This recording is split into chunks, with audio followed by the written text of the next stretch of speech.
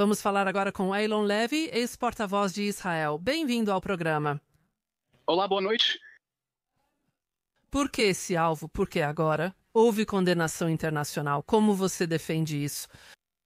Israel prometeu, após o massacre de 7 de outubro, que não haverá imunidade nem impunidade para os mentores terroristas que arrastaram o Oriente Médio para a guerra há 2 anos e ainda mantém reféns inocentes. Israel espera que isso traga um pouco de justiça para as vítimas dessas pessoas que tinham o sangue de inocentes em suas mãos, mas, mais importante, que isso abra caminho para o fim da guerra que o Hamas começou há 2 anos. Israel está dizendo que a guerra pode acabar imediatamente se o Hamas aceitar a proposta americana para encerrar o conflito, começando com a libertação imediata de todos os reféns. Ou seja, bombardear para sair da mesa de negociações, não para chegar a ela, pois esse é o argumento comum contra terroristas. Usam bombas para obter lugar na negociação.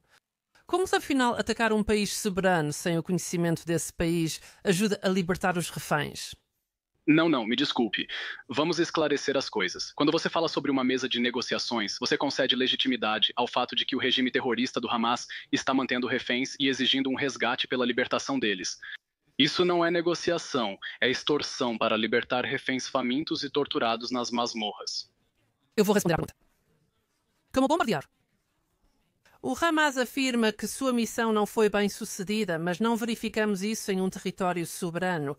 Vocês não eliminaram a liderança que pretendiam. Como isso vai ajudar na libertação dos reféns? Porque Israel está mirando nos mentores do massacre de 7 de outubro que estão mantendo esses reféns. Os Estados Unidos levaram 10 anos para eliminar Bin Laden no Paquistão. Israel aparentemente eliminou a maioria dos líderes do Hamas, mesmo escondidos no Catar. O Hamas recusou a proposta recente dos Estados Unidos para acabar com a guerra, e o presidente Trump foi muito claro. Ele disse que este é o último aviso deles, não haverá outro anfitrião, mas... Nós sabemos disso. É por isso que eles estavam se reunindo no Catar. Essa era uma parte da delegação que analisava a proposta israelense. Nós nem tínhamos uma resposta do Hamas, e então isso aconteceu. Isso não é verdade. O porta-voz do Hamas, Naim, afirmou ao Middle East Monitor que rejeitava totalmente a exigência americana de desarmamento. Sejamos claros, a guerra só termina com o desarmamento total do Hamas ou arrastará o Oriente Médio para outro conflito. Já se passaram 2 anos em que o regime terrorista do Hamas vem faminando e torturando reféns nas masmorras de Gaza. Seus líderes achavam que conseguiriam imunidade e impunidade se escondendo no Catar. Catar, o principal patrocinador estatal do Hamas. Catar, que vem dizendo ao Hamas para manter os reféns. Catar, que continua a travar uma guerra cruel de desinformação e propaganda para garantir que a guerra termine com o Hamas ainda no poder e mantendo reféns. Você acabou de articular o que muitos observadores e especialistas desse processo vêm dizendo desde esse ataque, que isso prova que Israel nunca esteve interessado em um acordo negociado. Você disse que tudo isso era sobre eliminar o Hamas, sobre nada mais, sobre eliminar o Hamas em retaliação aos ataques de 7 de outubro. Você já se interessou por negociações de paz ou acordo negociado? Israel quer encerrar a guerra iniciada pelo Hamas, com todos os reféns libertos e o Hamas rendido. É isso que Israel quer. Não quer negociar a libertação dos reféns. Israel não quer estender as negociações enquanto reféns são torturados e passam fome em masmorras sob Gaza. Israel exige que o Hamas deixe o poder, entregue as armas e liberte os reféns. Essa deve ser a exigência mundial agora. Nenhum país deve abrigar os mentores do massacre de 7 de outubro. Nenhum país deveria estar protegido. Eles os estavam recebendo para que pudessem ter um acordo negociado e debater com o seu lado do argumento. E você acabou de bombardeá-los para longe da mesa.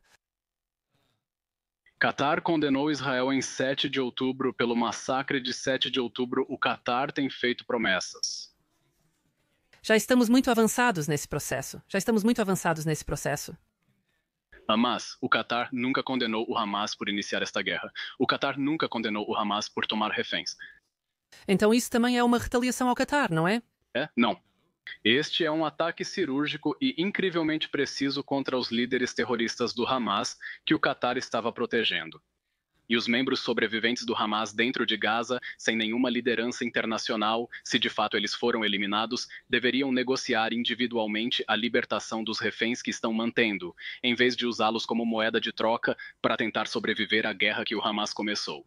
E com sorte, isso pode ser o começo do fim. Em breve, conversaremos com um parente de uma pessoa ainda mantida refém. Mas aqui está uma citação de um parente. A família dos reféns israelenses no Chase disse. Enav Zangoka disse, o filho de Enav, Matan, está sendo mantido em cativeiro. Estou tremendo de medo. É possível que, agora mesmo, o primeiro-ministro Benjamin Netanyahu tenha realmente matado o meu Matan, porque ele insiste em explodir qualquer chance de um acordo. O que você diria para o pai do Matan? Mas as famílias dos reféns estão profundamente divididas agora sobre como tirar os reféns de lá. Algumas famílias querem que Israel pague resgate pelos reféns e não podem ser culpadas por isso. Se minha família fosse refém, eu também pagaria resgate aos terroristas, mas outras famílias discordam. Hoje ouvi o pai de Eitan Mu, que é um refém em Gaza, dizendo que isso aproxima a chance da libertação dos reféns, porque os terroristas dentro de Gaza agora terão todos os motivos para libertar os reféns, em vez de se agarrarem à falsa esperança de que, mantendo os reféns, podem sair desta guerra que eles mesmos começaram conseguindo um resgate. E essa precisa ser a exigência de todo o mundo neste momento. Não é legítimo que o Hamas conduza negociações por resgate para libertar os reféns. Deve libertar. Fim de jogo e a guerra deve acabar. O Hamas afirma que sua missão fracassou, então devolvo a questão para você. Senhor Levy, última pergunta.